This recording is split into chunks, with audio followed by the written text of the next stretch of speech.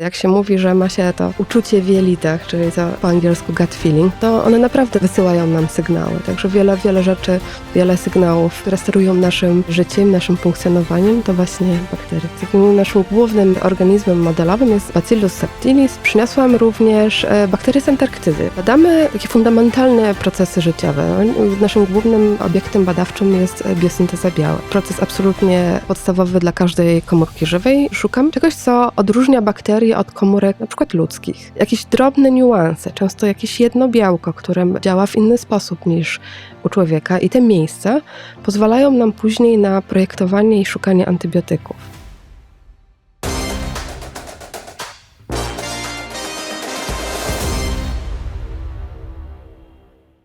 Witam w kolejnym odcinku serii Pokolenie NCN. To 15 rozmów z 15 badaczkami i badaczami na 15-lecie Narodowego Centrum Nauki. I moją dzisiejszą gościnią jest doktor habilitowana Agata Starosta. Cześć. Cześć. Agata Starosta pracuje w Instytucie Biochemii i Biofizyki PAN, jest biolożką molekularną, bada bakterie i mechanizmy antybiotykooporności i była już w innej serii moją gościnią, więc studio i to wszystko, co tu mamy, jest Ci znane. Ale dziś będziemy rozmawiały nie tyle o polityce naukowej, co o tym, czym zajmujesz się naukowo. Bakterie. To jest Twój główny temat. Bakterie produkują połowę tlenu w atmosferze. Zasiedlają każde środowisko na Ziemi. Rządzą światem? Tak, rządzą światem, rządzą nami. Także odpowiedzialne są właściwie za wszystko, znaczy za nasze istnienie na Ziemi. Produkują tlen, tak jak wspomniałaś, ale pomagają nam produkować żywność na różne sposoby. Jak choćby nabiały, wszelkie procesy fermentacji typu pieczywo, to rola bakterii. Ale one są odpowiedzialne też za procesy glebotwórcze, za procesy oczyszczania środowiska, także one są absolutnie wszędzie. Oprócz tego rządzą naszym, tym, kim jesteśmy. Jak się mówi, że ma się to uczucie w jelitach, czyli to tak po angielsku gut feeling, to one naprawdę wysyłają nam sygnały. Także wiele rzeczy, wiele sygnałów, które sterują naszym życiem, naszym funkcjonowaniem, to właśnie bakterie. To ciekawe, co powiedziałaś, bo skupiłaś się głównie na tych pozytywnych aspektach związanych z bakteriami. A tak naprawdę wydaje mi się, że bakterie, jak ktoś słyszy hasło bakterie, to od razu myśli o myciu rąk. Bakterie kojarzą nam się z czymś złym. Tak. I wydaje mi się, że takie postrzeganie bakterii, że to nie tylko coś złego, to jest pieśń ostatnich kilkunastu, może trochę więcej lat? Trochę więcej. O tym, że bakterie są, uświadomiono sobie już sporo lat temu. W XIX wieku ta świadomość zaczęła się pojawiać trochę większa i na początku bakterie były głównie asocjowane z tym, że psuje się jedzenie i właśnie tutaj bakterie były wytypowane jako ten organizm, który psuje to jedzenie. Potem zostały odkryte pewne patogeny chorobotwórcze i w sumie przez wiele lat bakterie były głównie znane z tego, że powodują choroby. I myślę, że taka świadomość od tego, że te bakterie mogą być dobre, pojawiła się w latach 60., 70. XX wieku, gdzie odkryto probiotyki. Czyli te bakterie, które chronią nasze jelita, które właśnie zamieszkują jelita i pozwalają nam żyć w zgodzie ze środowiskiem.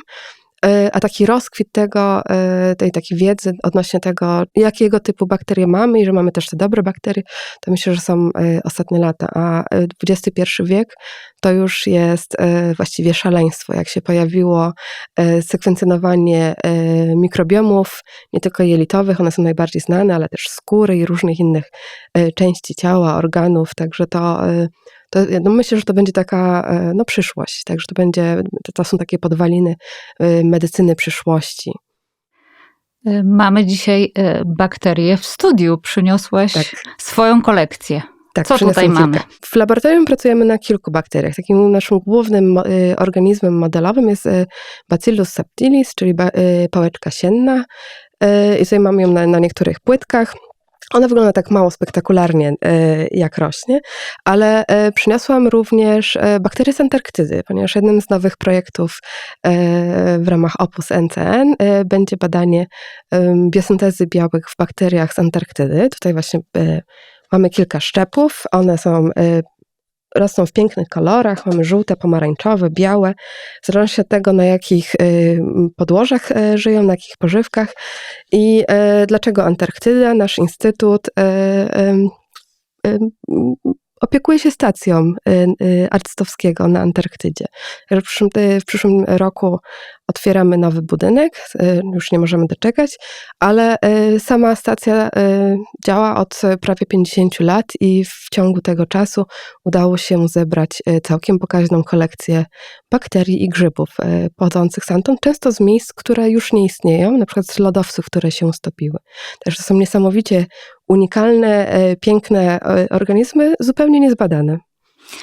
Jeśli są niezbadane, to czy jesteśmy już w stanie powiedzieć, czy to są dobre czy złe bakterie? Tak, pod tym względem były screenowane, także jakieś wstępne analizy są, także one są niegroźne. To jest pierwsza klasa mikroorganizmów, co znaczy, że są niepatogenne dla człowieka.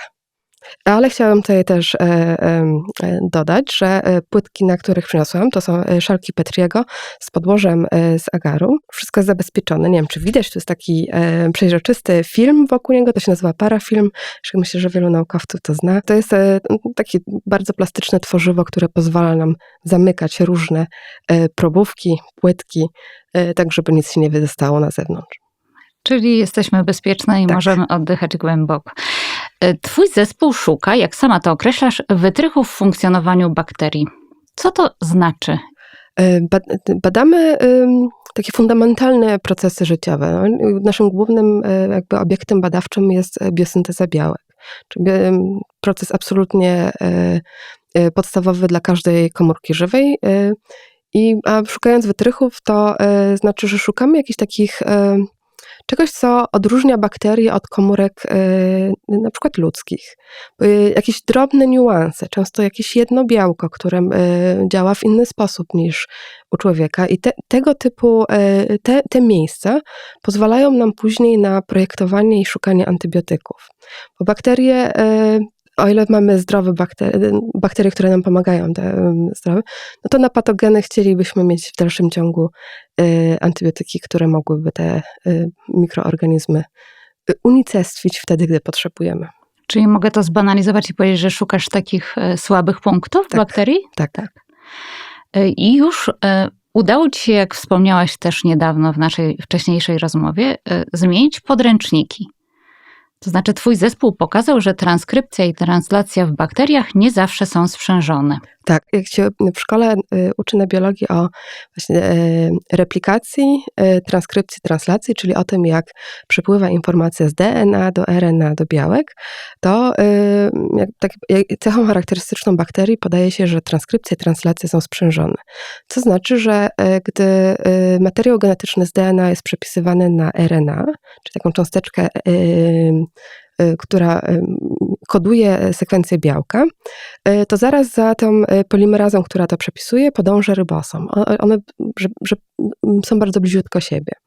To w dużym stopniu ogranicza możliwości regulacji na poziomie rybosomu, ale to uważało się, że bakterie są bardzo proste i że to jest taki właśnie ich mechanizm, żeby wszystko szło bardzo gładko i szybko. Ale my pokazujemy, że w niektórych bakteriach, takich jak na przykład Bacillus subtilis, czyli właśnie laseczka sienna, transkrypcja i translacja zachowują się dużo bardziej eukaryotycznie.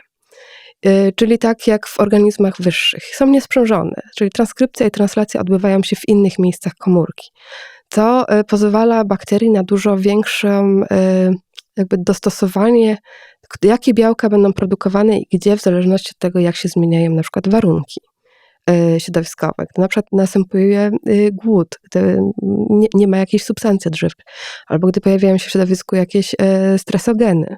Także to jest bardzo charakterystyczne dla organizmów wyższych i w ogóle laseczka sienna, my pokazujemy w naszych ostatnich badaniach, ma całkiem sporo takich niuansów, które znajdujemy w organizmach wyższych. Już to jedna z naszych hipotez jest, że być może właśnie Bacillus subtilis jest jakimś bardzo dalekim krewnym komórek eukaryotycznych. To jest to, co już zrobiliście. Tak. A jaki masz taki życiowy plan naukowy? Co jest twoim celem? Co chciałabyś jeszcze odkryć. No muszę przyznać, że sama translacja jest absolutnie fantastycznym i fascynującym procesem. Jest to dla mnie nieodgadnione, dlaczego właściwie jest tak bardzo pomijana. Chociaż to jest proces fundamentalny i jest to jeden z najważniejszych procesów dla antybiotyków. Bardzo bym chciała właśnie znaleźć jeszcze kilka takich wytrychów. Bardzo bym się chciała zajmować jeszcze screenowaniem nowych antybiotyków. Ponieważ te antybiotyki gdzieś tam u mnie w życiu się pojawiają od zawsze. No, myślę, że moje takie pierwsze spotkanie z biologią było jeszcze jako dziecko, gdzie zachorowałam na anginę, która jakoś nie chciała się wyleczyć żadnymi antybiotykami. Dostałam antybiotyk, który był w fazie badań klinicznych. To była azydromycyna, którą później zajmowałam się w czasie doktoratu, między innymi, także to jest jakieś takie koło zatoczyło. Więc ja myślę, że dość mocno czuję się związana właśnie z antybiotykami no i badaniem. Muszę przyznać, że te badania podstawowe są absolutnie fascynujące. Właśnie zdobywanie wiedzy jest absolutnie fascynujące. Screenowanie nowych antybiotyków, takiego określenia użyłaś. Co Tak. to znaczy? To znaczy, że mamy biblioteki cząsteczek i mamy właśnie, jak już mamy ten słaby punkt bakterii zidentyfikowany, to testujemy, czy te cząsteczki w jakiś sposób na przykład są w stanie tam się związać i nam zablokować proces, który badamy. I to już jest jakaś podstawa do tego, żeby później myśleć o tym, czy to jest jakaś droga do tego, żeby nową substancję przeciwko bakteriom albo budować dalej, albo testować dalej. Jak jesteśmy przy antybiotykach, to też trzeba powiedzieć o antybiotykooporności, czyli Tak. takim bardzo poważnym w tej chwili problemie. Sama o nim też wspominasz. Jak sprawdziłam w statystykach WHO, widać, że antybiotykooporność zabija w tej chwili więcej osób rocznie niż malaria i AIDS razem wzięte. Dokładnie tak. Znaczy myślę, że problem antybiotykooporności to już jest właściwie problem na poziomie pandemii. To już właściwie każdemu może się przydarzyć zarażenie bakterią, która jest oporna na właściwie wszystkie powszechnie używane antybiotyki. I co z tym można zrobić? Co może zrobić nauka i co mogą zrobić koncerny farmaceutyczne? No tutaj myślę, że największym problemem koncernów farmaceutycznych jest to, że jakikolwiek nowy antybiotyk, który zostanie przez nie wypuszczony na rynek, niestety zostaje wpisany, znaczy niestety dla nich, zostaje wpisany na listę antybiotyków ostatniej szansy. To znaczy, że nie zarobią, sprzedając masowo dany lek w aptekach. Że on tylko trafia do szpitali i jest przepisywany tylko w pewnych sytuacjach. Także w tej chwili każdy antybiotyk trafia na taką listę? Nie każdy. Takie, które mają zupełnie na przykład nowe mechanizmy działania. Ponieważ głównie antybiotyki, które pojawiają się na rynku, to są pochodne tych, które już znamy. Także one w jakiś sposób próbują przełamywać znane mechanizmy oporności. Ja na przykład brałam udział w takim projekcie razem z firmą Tetraface, nie wiem, czy mogę mówić nazwy, i tam właśnie my zajmowaliśmy się to od strony badań podstawowych, czyli testowaliśmy różne substancje, żeby zobaczyć, czy oporności na antybiotyki, na ten dany antybiotyk zostanie pokonana, czy nie. I wytypowaliśmy kilka cząsteczek i później firma prowadziła dalsze badania i ten lek jest dostępny na rynku. Także tu tak jakby jest pokazanie, jak badania podstawowe mogą pomóc w tym, żeby dojść do tego ostatniego etapu, czyli już produktu końcowego, który można sprzedać. Ale dlaczego też badanie antybiotyków jest trudne? Ponieważ od momentu wynalezienia takiej cząsteczki, która jest aktywna, zanim się wykona wszystkie testy, czy nie jest toksyczna dla człowieka, czy dobrze sobie radzi ze znanymi opornościami na tą cząsteczkę, plus wszystkie fazy kliniczne, to jest około 10 lat.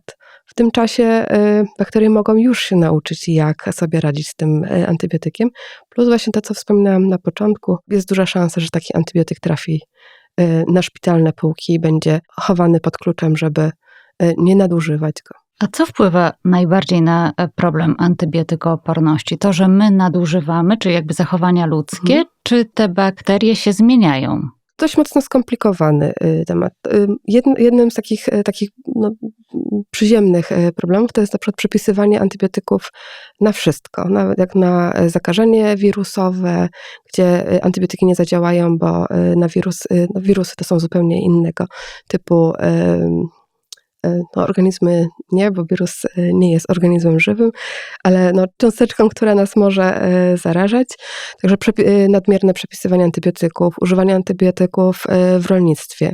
Ponieważ często się stosuje takie niskie stężenie antybiotyków po to, żeby na przykład pewne zwierzęta rosły szybciej. No i później te antybiotyki trafiają do na przykład wód gruntowych, do rzek, do ziemi. I tam przez to, że jest ta ekspozycja na te małe stężenia antybiotyków, bakterie w glebie zaczynają na przykład coraz więcej mechanizmów oporności u siebie wytwarzać.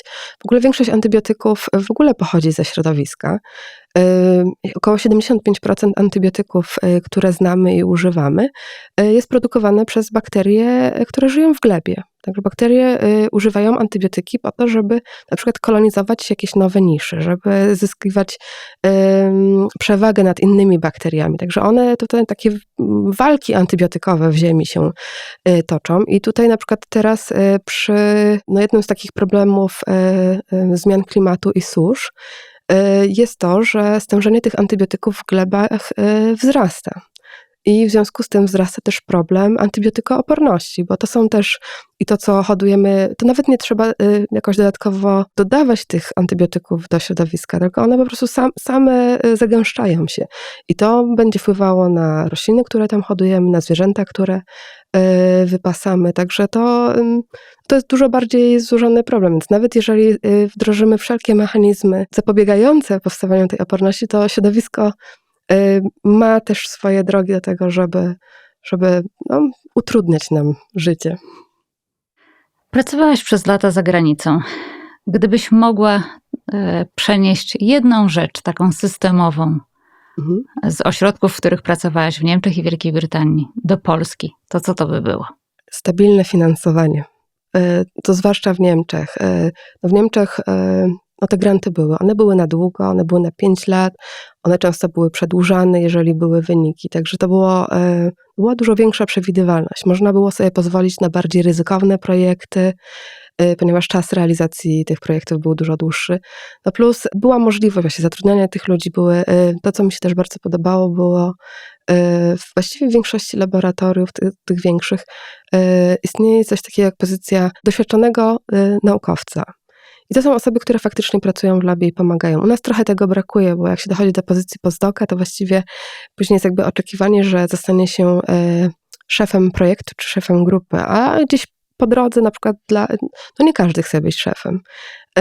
I nie każdy czuje, że chciałby zarządzać całym projektem, ale na przykład ludzie mają już absolutnie fantastyczne umiejętności i potrafią robić świetne rzeczy w laboratorium i chcieliby po prostu spełniać się pracując w laboratorium. Właściwie to są dwie rzeczy, których mi tutaj brakuje. Chociaż myślę, że nie jesteśmy aż tak daleko. Przy odrobinie chęci mam nadzieję, że są to rzeczy wykonalne. Tu były dwie rzeczy, więc na koniec już tylko jedno zdanie. Tak. Kiedy NCN pojawił się w twojej karierze i co finansowanie centrum zmieniło w twoim naukowym życiu? Jest wiele historii, jak ludzie przyjeżdżają do Polski. NCN to jest ta pierwsza agencja, z którą się spotykają. W moim przypadku to była Fundacja na Rzecz Nauki Polskiej, która pomogła mi wrócić.